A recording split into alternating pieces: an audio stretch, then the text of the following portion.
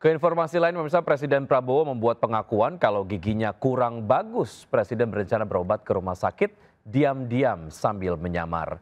Pengakuan ini disampaikan Presiden Prabowo saat meresmikan rumah sakit bertaraf internasional di Bali. Presiden tergoda untuk berobat gigi lantaran di rumah sakit tersedia jalur khusus untuk pejabat tinggi hingga bisa diam-diam menyamar saat berobat.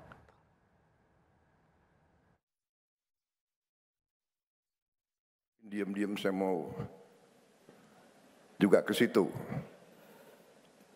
tapi diam-diam nyamar, dan katanya ada jalur khusus untuk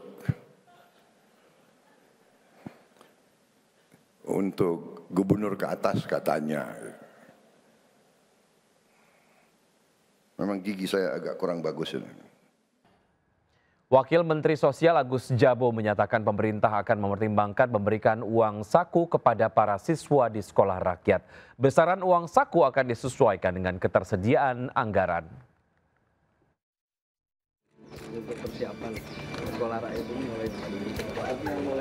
Kementerian Sosial menyatakan pemerintah akan mempertimbangkan memberi uang saku kepada para murid di sekolah rakyat.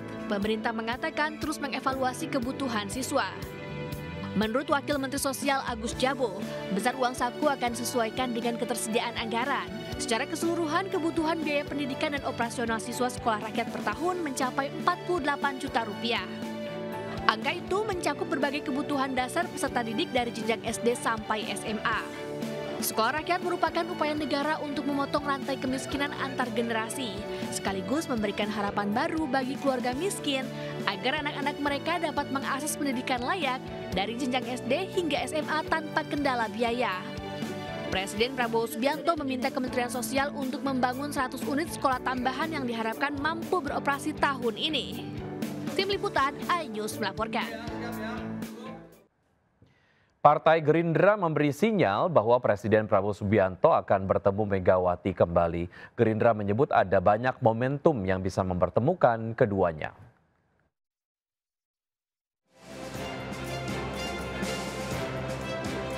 Sekretaris Jenderal Partai Gerindra Ahmad Muzani memberi sinyal akan ada pertemuan kembali antara Ketua Umum Partai Gerindra Prabowo Subianto dengan Ketua Umum PD Perjuangan Megawati Soekarno Putri. Kendati demikian, Muzani mengaku belum mengetahui pasti waktu pertemuan keduanya. Dirinya optimis pertemuan kedua tokoh negara itu bisa terrealisasi. Insya Allah akan segera ketemu. Karena ketemu itu kan ada banyak momentum yang bisa mempertemukan, tidak harus keduanya bertemu dalam tempat yang disetujui. Sebelumnya Presiden Prabowo bertemu dan berbincang hangat dengan Presiden kelima Republik Indonesia Megawati Soekarno Putri. Momen tersebut terjadi sebelum upacara peringatan Hari Lahir Pancasila di Gedung Pancasila Jakarta 2 Juni yang lalu. Dari Jakarta, Ahmad Al-Fikri, iNews melaporkan. Kecewa anaknya tak diterima di SMP negeri, puluhan ibu menggeruduk kantor Pemkot Cilegon.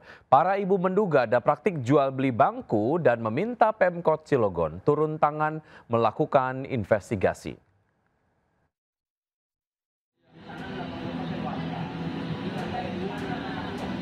Puluhan ibu menggeruduk kantor pemerintah Kota Cilegon mengadukan sistem penerimaan murid baru atau SPMB tingkat SMP yang dinilai carut-marut. Para ibu mengaku anak mereka tidak diterima, padahal jarak rumah dengan sekolah lebih dekat ketimbang siswa lain yang dinyatakan diterima. Para ibu meminta wali kota melakukan investigasi kemungkinan dugaan kecurangan dalam penerimaan siswa baru di Kota Cilegon. Anak saya itu masuk SMP pakai domisili, tapi mengapa yang lebih jauh masuk anak saya tidak? Sedangkan kita sama-sama daftarnya pakai domisili. Kita sama-sama gaptek, nggak ngerti ya gaptek ya. Jadi daftarnya bareng-bareng. Jadi kita tahu bahwa dia ini pakai domisili, bukan pakai prestasi lah yang dia bilang. Dan yang 1 kilo diterima. Kenapa itu? Itu saya pertanyakan. Padahal jarak rumah ibu ke sekolah itu 470. Kenapa yang 1 kilo diterima?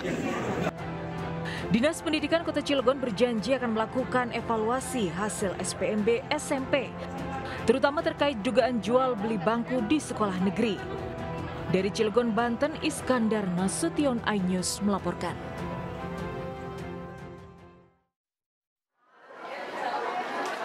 Sementara itu di Bandung, Jawa Barat, panitia SPMB SMA N3 Bandung menganulir 10 calon siswa baru yang sebelumnya sudah dinyatakan lolos. Keputusan anulir 10 calon siswa lantaran orang tua siswa terbukti memalsukan alamat calon siswa mendaftarkan anaknya. Fakta ini terungkap saat panitia SPMB melakukan survei langsung ke alamat calon siswa dan ditemukan ketidaksesuaian. Ke-10 siswa yang dianulir merupakan bagian dari 126 siswa yang diterima melalui jalur domisili. Panitia SPMB SMA Negeri 3 Bandung meminta orang tua untuk tidak berbuat curang karena justru bisa merugikan anak mereka sendiri.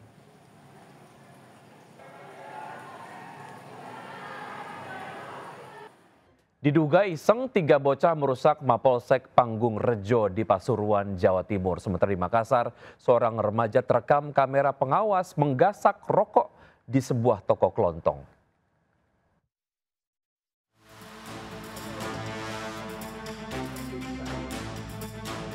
Polisi membawa 3 bocah yang merusak Mapolsek Panggung Rejo, Kota Pasuruan, Jawa Timur. Di lokasi, polisi mereka ulang aksi perusakan yang menyebabkan kantor Mapolsek berantakan. Pintu kaca pecah dan berserakan di lantai. Dari hasil pemeriksaan terungkap, anak-anak merusak kantor diduga hanya iseng saat bermain layangan. Saat kejadian, gedung itu memang belum ditempati hingga tak ada petugas yang berjaga. 3 bocah itu kemudian dibawa ke Mapolresta setempat untuk menjalani pemeriksaan. Mereka tidak ditahan, namun diberi pembinaan dan membuat pernyataan tak akan mengulangi lagi disaksikan orang tuanya. Dari Pasuruan, Jawa Timur, Jaka Samudra iNews melaporkan. 2 penonton ditabrak dan diinjak kuda pacu di arena pacuan kuda Sumba Timur, NTT. Peristiwa tragis itu viral usai dibagikan seorang warganet.